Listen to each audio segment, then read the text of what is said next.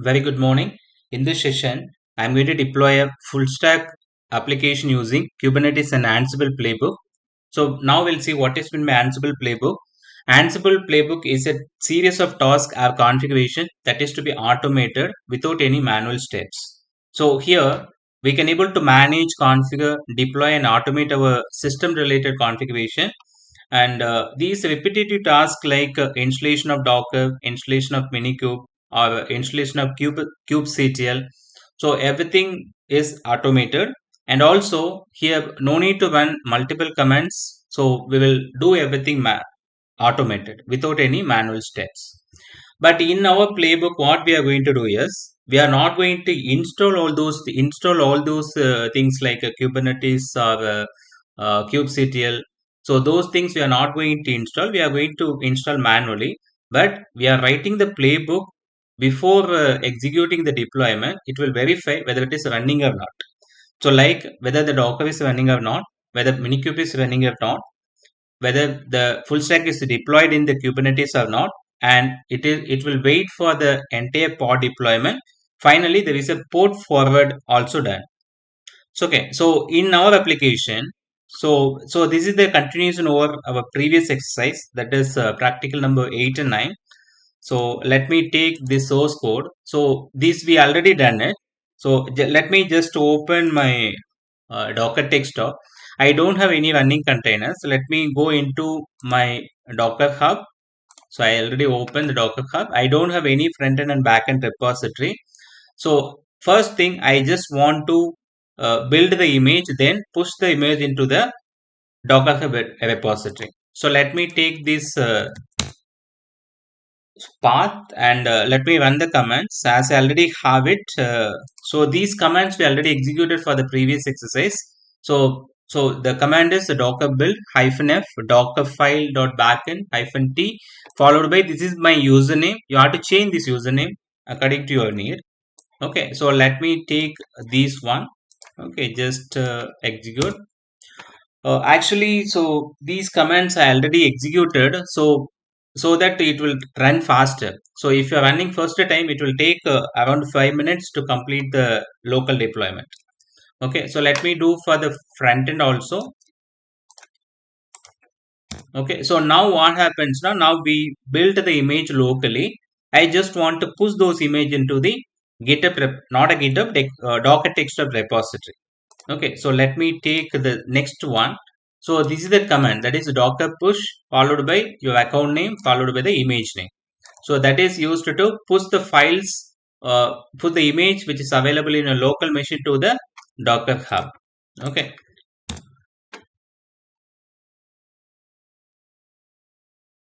So it will take 37 MBs. It will take hardly 10-20 minutes. Sorry, 20 seconds. Okay, so now it is completed. So now your backend image is pushed into the Docker Hub. So let me do the same process for the front end also.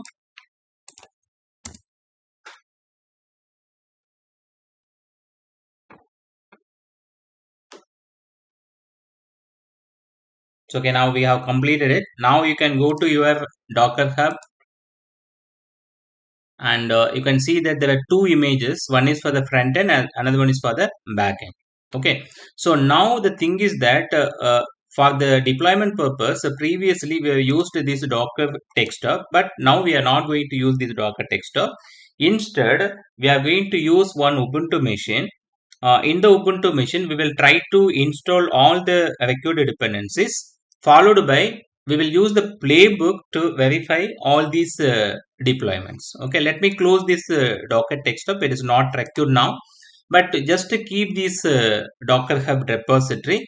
So because we will pull the images from the Docker Hub repository only. Okay, so before that, let me explain this playbook. Okay, just open this playbook, and this playbook contain two files. One is Ansible and another one is a KTS. Let me open this KTS folder, which contain the full stack deployment.yaml file. So this is the simple configuration. So related to MySQL front end and back end. So this we already completed in the practical number 7. And here what we have written is we have written the configuration like MySQL, how many replicas you want, and what is the name of the database, that is the database name is e-commerce, and the value, that is username as root, as well as the password is also root, which will run over the container container port number 3306. And for the backend it will create two replicas, and please ensure that you have to change this one. So in the backend, so this image account name and the front end account name you have to modify. These two places you have to do modification. Rest of the things are same. And here you are mentioning that front end and back end, which will run, which will deploy two replicas, and which will run over the port numbers as 3W82 for the front end, and 3W83 for the back end. Okay, so let me close it and let me open the next file, Ansible. And here you have two files. One is the inventory file, and if I can open the inventory file, so you can find where the deployment will happen. Actually, the deployment will happen locally. And this is the important thing, the playbook. As I already told you, so we are not going to install any software through the playbook. So obviously you can write the same to install everything to playbook, but the thing is that it is taking longer time to process the thing. So I just take the required installation manually, and also we will verify whether the deployments, whether the Docker is installed or not, whether the Kubernetes installed, Minikube installation done or not. Those verifications to be done by the playbook. Okay, so let me take the first one. So here, so it will take the, so we have defined the manifest path, which the full stack deployment.yaml file, which is taken from the KETS folder, and our front end, you can see the front end deployment in our local machine over 3W82 for the front end, 3W83 for the back end. Okay, so there are multiple tasks. This is what I said. This is the task number 1, 2, 3, and 4, 5, 6, 7, 8, 9. Totally 9 tasks are there. So these 9 tasks will be done over the playbook with a single command. Okay, so here what we are doing is, first thing, we are just collecting the basic system information like CPU configuration and what operating system it is using, everything. And also it is ensure whether the Docker is running or not. We are not installing, we are just checking whether the Docker is running or not. Once it is checked, we are just checking whether the Minikube is running or not.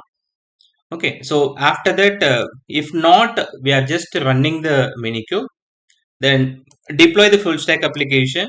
So this is as usual, by using the kubectl command. By taking that YAML file, you have to replace the YAML file here, kubectl apply -f followed by that YAML file. Okay, so then we have to deploy all the parts, so then only the execution will success. So after deploying all the parts, which mean totally 5 containers will be created, two for the front end, two for the back end, and one for the MySQL. And this task will display all the Kubernetes services with this command kubectl get svc. And finally we are just showing all the service list. And there are two important things there. We are going to do the port forwarding.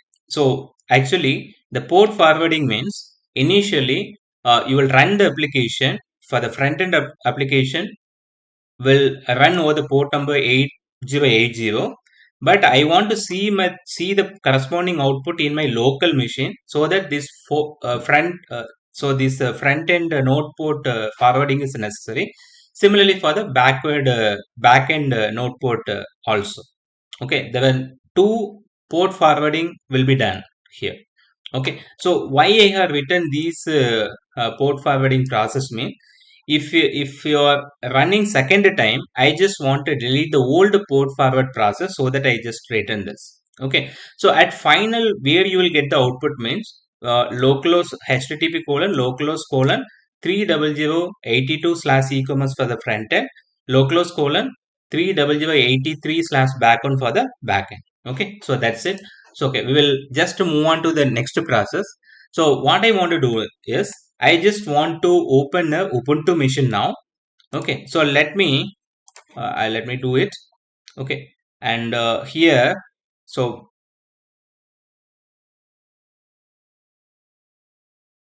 I already have one Ubuntu machine. I just want to delete the Ubuntu machine. So otherwise, just to go to this command prompt and you can give the command as run as administrator. Click on yes.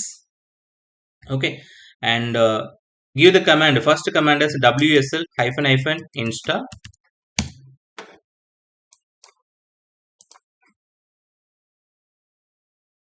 Okay, so now I am immediately getting the logic Ubuntu. For if you are the first time user, it will ask you to set the password. You can keep the password as Ubuntu. Okay, you can directly give the password is Ubuntu. Okay, no issues. Okay, so now let me do the next step. So the next step is I just want to update my so before we update the operating system, let me move into the correct path. Okay, so let me go into this Ansible folder. Okay, take this corresponding path and apply this cd space within double quotes slash mnt slash, okay, within the, slash mnt slash, just to paste the path, and the backslash to be replaced with the forward slash. Just to replace the forward slash. Okay,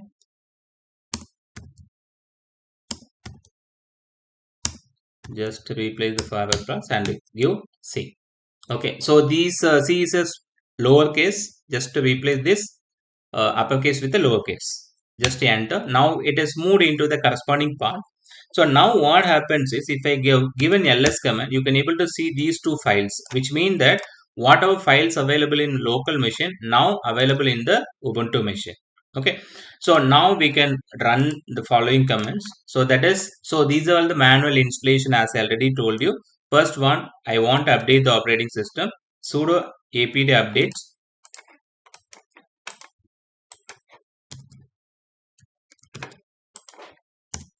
Okay, just to give the password as Ubuntu.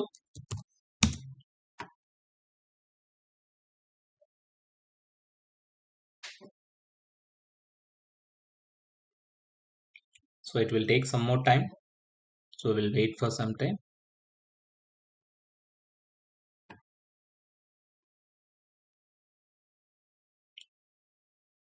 Okay, so now apt Ubuntu, that is update is completed. Now next to install the Ansible. I just install the Ansible. Okay, so now it is done. Ansible also done. So first time if you are executing, it will take some more time. You have to wait for some time to complete all the required installation. I am doing multiple times, so it is taking the information from the cache. Okay, so next installation is the Docker installation. Just to copy from here, or otherwise the official document, you can take it. Okay, just enter. We have to final output is we will get the Docker version.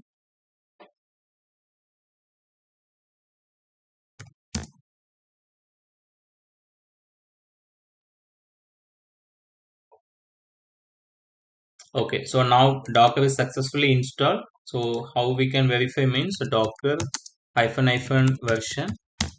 Okay, Docker is successfully installed now. So let me do the next process. Next process is Minikube installation. Okay, so I'm getting bit faster in the execution. Why? Because this is the second time I'm running. So already the files were in cache, so it is running faster. For the first time users, it may take some 2 or 3 minutes to complete all these installations. So you have to be patient to do the task. Okay, so now Minikube also completed. So now Minikube download completed. I just want to start the Minikube. Okay, so just enter.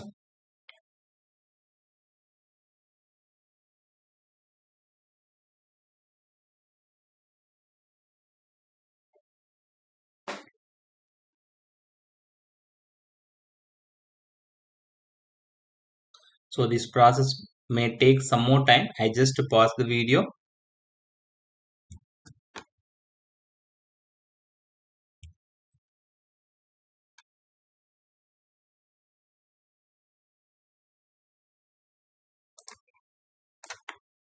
So now you can see that so it is successfully executed. It took around 10 minutes for the first execution.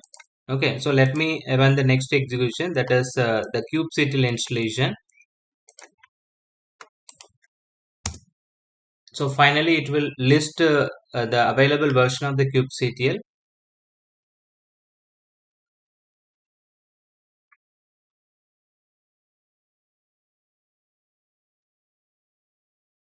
So okay, now you can see that the kubectl is successfully installed now. So there is only one command is remaining. So that is the Ansible playbook -i inventory playbook.yaml. So by running this command, so you can see, as I already told you, so it will list all these dependency whether it is running perfectly or not, instead of doing the installation from the beginning, because the installation we have already done it manually. Okay, so let me run it. So as we already in the right path, so this is the right place to execute the command. So let me copy this command and we'll execute. So now you can see that the first deployment gets started. It is gathering the facts.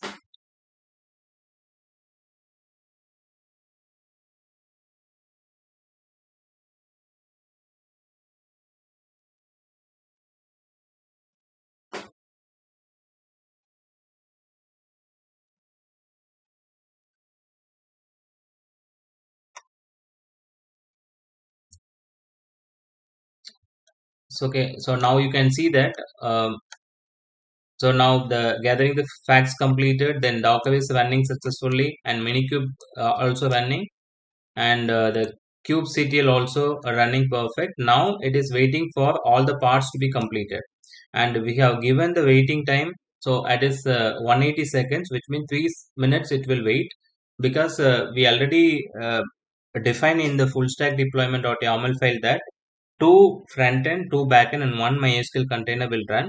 So it will take some more time to complete all the pods ready. Once the pod is ready, so it will list all the available pods.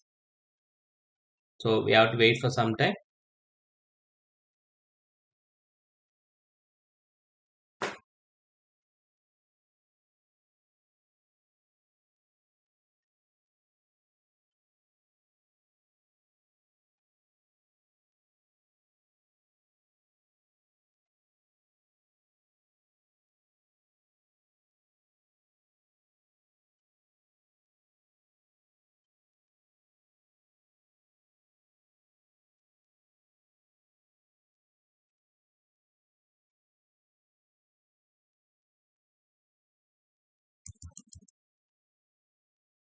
Let me pause the video for some time. Now you can see that our application is successfully running, and the port forwarding is also correctly done, and you can see the front end deployment over http colon localhost colon 3w82 slash e-commerce, and for the back end you can see 3w83 slash back one. Okay, so let me run this. So before that we will verify whether these containers are created or not by the command kubectl get deployments, and you can see that there are two containers for backend, two for front end, and one for MySQL is successfully running. Now we can check the pods. Kubectl get pods. So totally 5 containers are successfully running. So okay, let me open the browser now to verify the result. So localhost colon 8w8, so 3w82 slash e-commerce. So okay, we are successfully running, and we'll check for the backend also now.